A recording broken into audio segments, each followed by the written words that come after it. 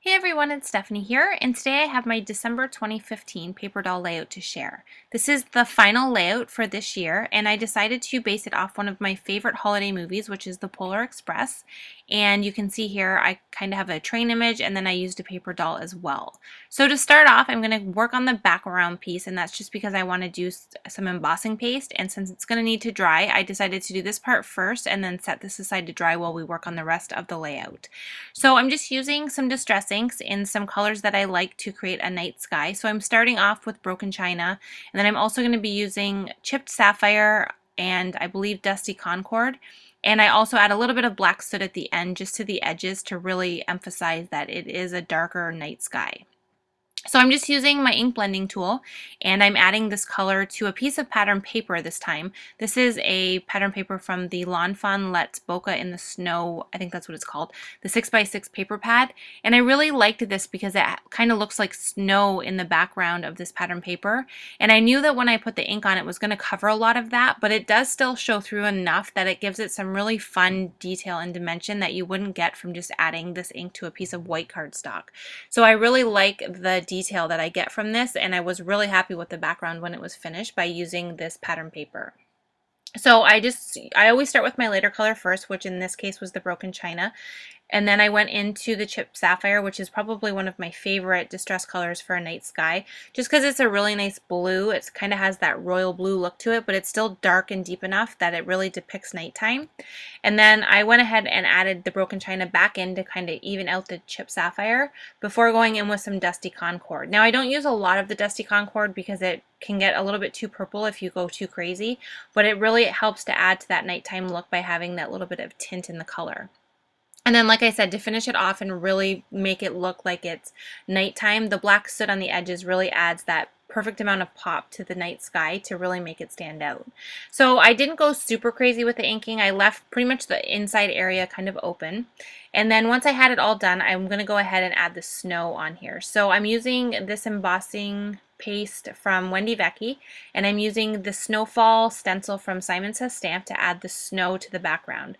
So I'm just kind of adding a thin coat. I don't want it super thick. I don't want it really dimensional. I just want it just enough to look like snow falling in the background when the layout is finished. So I added it all on there, and I'm just going to very carefully remove this. Just take off the tape, and then I just use tweezers to kind of grab onto the end of it there. And then I lifted it off, and I set that aside to dry while we work on the layout. So now it's time to actually create the paper doll part. This is the Atom paper doll, and this is my new method of stamping them. Since I do like to stamp them on the text paper and it's really kind of hard to find, I decided to kind of research a bit, and I figured out what the best way to do this is to get a download of dictionary type paper. So I looked on Etsy and found an Etsy shop, and I will link it in the video below. And it is just a download. I think it cost me like not even $2, and I can just continuously print it on my laser printer, which is what you want to print it on if you're going to be using it to color with Copics, since it won't bleed with Copic coloring. And now I can just print them out as I need them, and I'm never going to run out of text paper again. So I just don't know why I didn't think of it earlier, but it's a really great way if you do like to stamp your paper dolls onto text paper.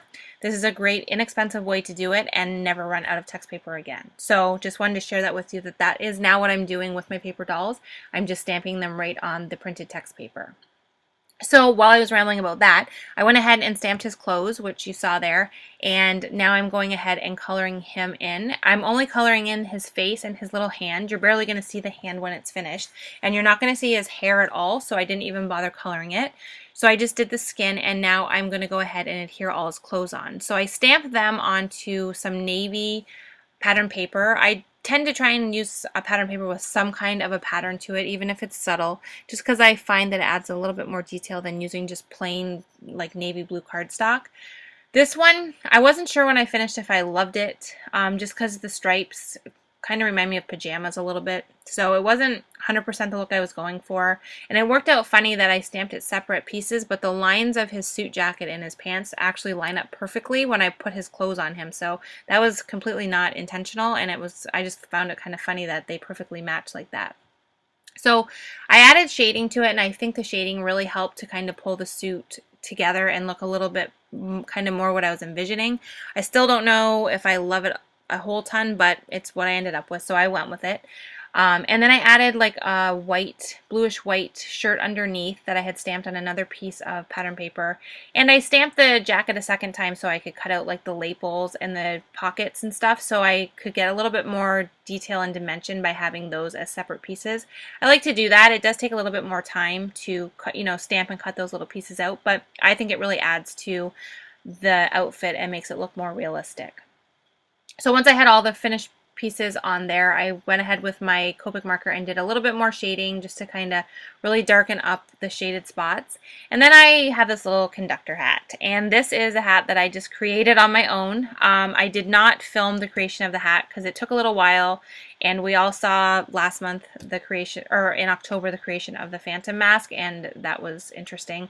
This was not much better. I do much prefer how this worked out than the Phantom's face mask, but I just simply kind of stamped his head and then figured out the sizing I would need, and then kind of just freehanded that shape, and then added some black cardstock pieces for the band, and then added a gold little piece to the top area. So I think it worked out good, and I adhered that on top of him, and then I went ahead and cut him out off camera. So now I'm working on the detail pieces of the layout.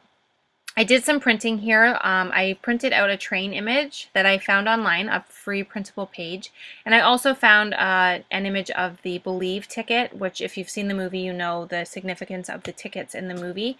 I wanted to add that to the page just because I love that part of the movie. So I just went ahead and printed both of these once again with a laser printer, and I'm just using Copic markers now to go ahead and color these images in.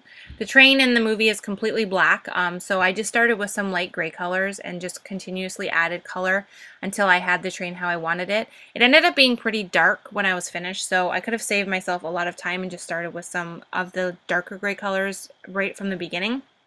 But I wasn't really sure what I wanted to do with the train when I started, so I just went ahead and just kind of kept adding color until I got it how I wanted it. There is some spots on the train, you can see, because there's little circles to kind of show snowfall in the overall picture. I didn't want to keep those as snow, so I just colored over top of them, and I feel like they blend in enough that you don't really notice them. This image was one I really liked, so I went ahead and used it anyway, even with the little snow dots, and like I said, I just colored over them, and I think it disguises them pretty well on the overall finished train image.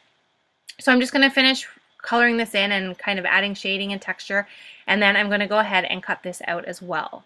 And then I'm left with my train image, and then my conductor is ready to go, and my background is all dry, so I can go ahead and put this layout all together.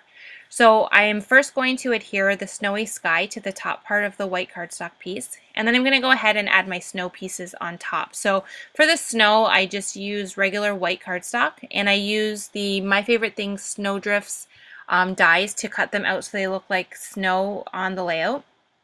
And I printed my sentiment or quote from the movie onto a piece of white cardstock as well, and cut that out with the same stitch slopes die to make it look like snow. I added the train over on the side and kind of just made sure I didn't add any of the back part that obviously didn't have the coloring or anything on it. And then I just trimmed off the excess, and then I added the snow pieces all over the layout as well.